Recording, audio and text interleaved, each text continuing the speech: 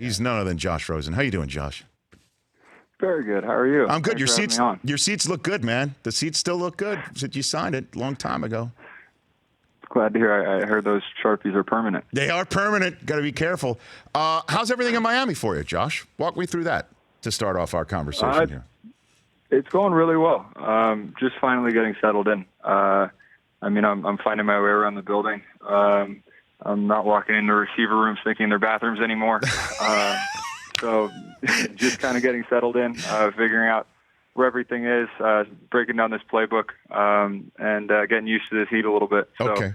been having a really good time. And I'm just sort of more and more excited each day. Well, I know sometimes, and not to get too deep in the weeds here, sometimes when you do walk in the bathroom, you're thinking about getting your business done already started. Did that happen when you walked into the receiver room thinking it was a bathroom? I mean, what happened? There's like a 30-40% chance in the back of my head that whatever room I walk into is not that room.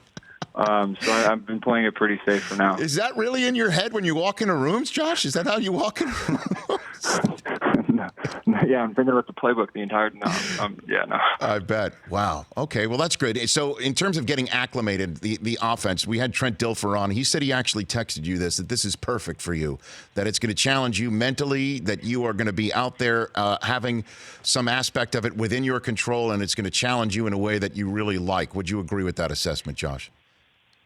Yes, absolutely. I missed the first month here, so whatever challenges were presented were mounted a little even more. This playbook is awesome. It's straight from the Patriots with a couple flavors from some assistant coaches from other places. I got a really good relationship with Coach Polinsky already, and I'm really excited for what this could do. I'm learning new football each day. Not just within our playbook, but Coach Caldwell's teaching me things that he's been preaching his whole career.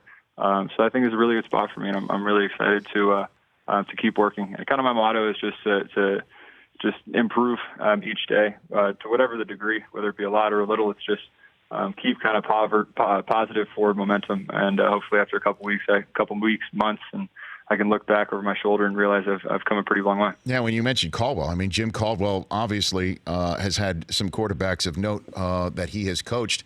Have you reached out to Peyton Manning at all? Have you picked his brain whatsoever?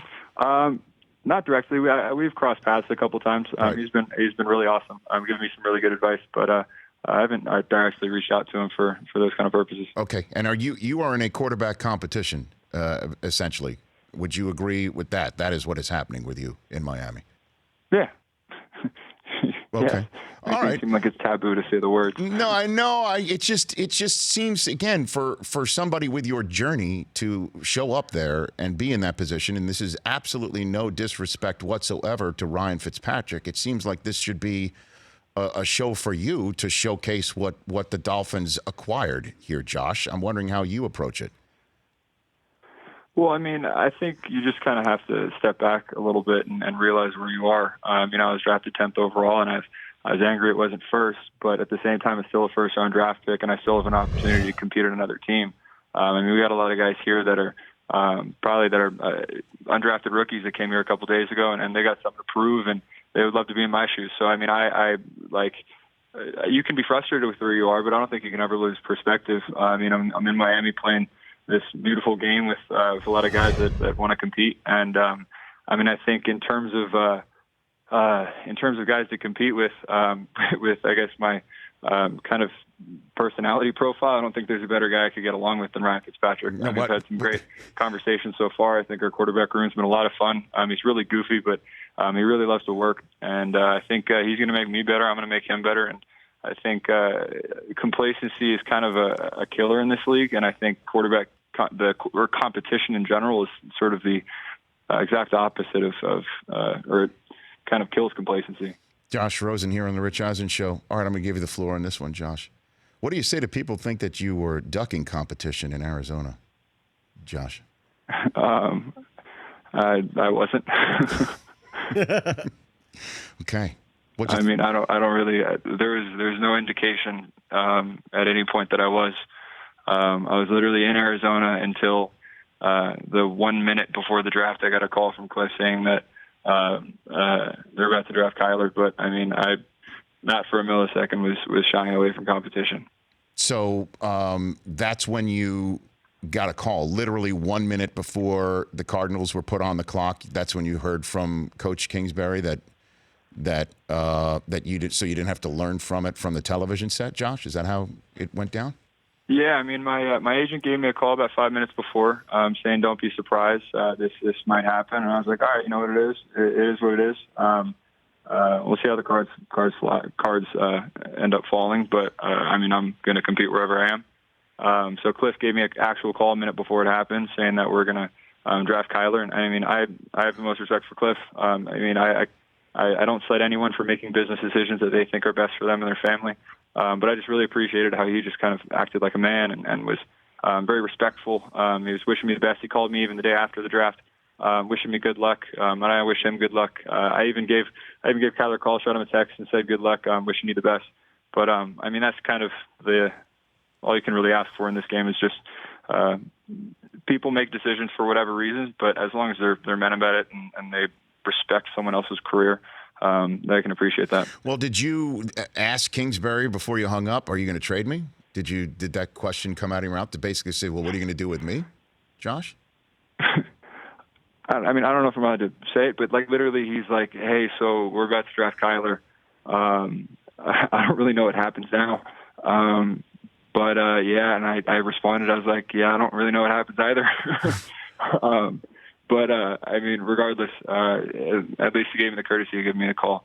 I mean, I love everyone in that building, with the exception of maybe one or two guys there. But for the most part, I love every single one, everybody in that Arizona Cardinals building, from Tom Reed, the trainer, to Brett Fisher, the PT there, to I mean the kitchen crew, to it was an unbelievable experience. I had an awesome time. I'm bummed to move on, but I'm very excited.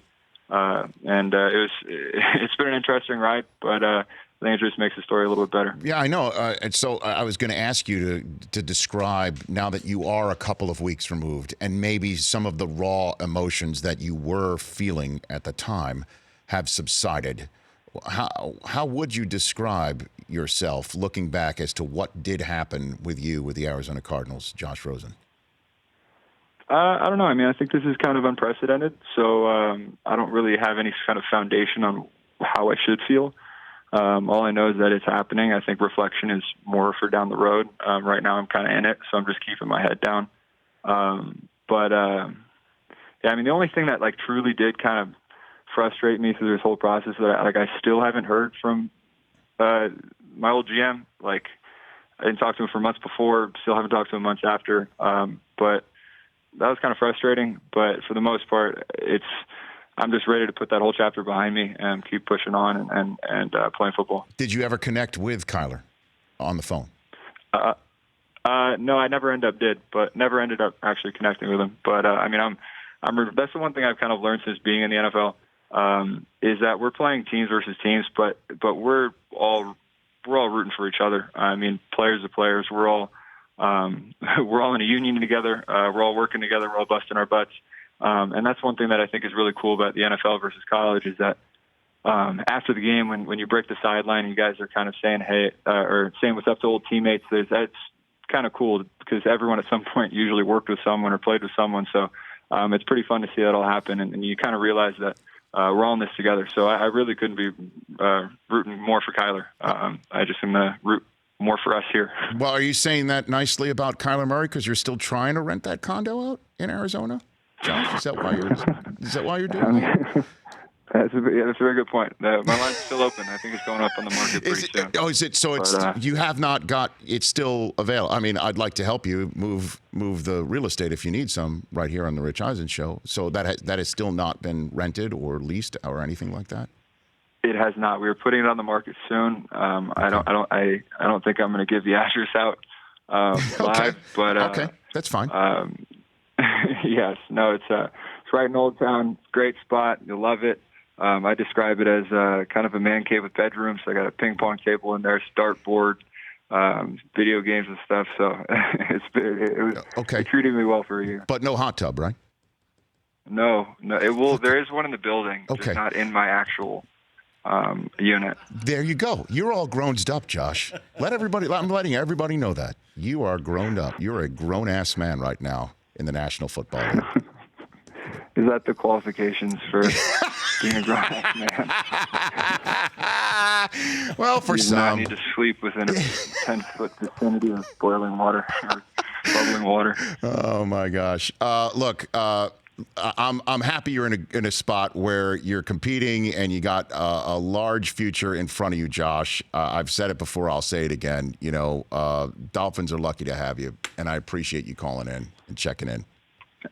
Absolutely. No, thanks for having me on. I really appreciate it. You got it. And you still do follow the Rich Eisen Show accounts, correct? I want to make sure because you were hitting that unfollow button a few weeks ago. I just want to make sure it wasn't. No, I got you. Don't worry. I hear your frustration with your alma mater trying to find a new coach. I heard the rant the other day. I wouldn't call it a rant per se, but I'll tell you, Josh, I'm genuinely concerned. But I don't want to look. I think you got to look out for the Bruins. I think that it hasn't been too great lately, but I think they're getting ready for another swing. I think they got some good support behind them. Got a couple new buildings, some new coaches. Okay. I think you like Cronin. I think you got to watch out for the Bruins in the coming years. You're all in on Cronin. Kelly, getting them right. Okay. Because I was going to tell you, man. I mean, we're both living in that glass house right now on the basketball front. So, just wanted to point that out. But I appreciate, look, everything about you, man. I just really am rooting very hard for you, and I look forward to seeing how it all works out in Miami for you.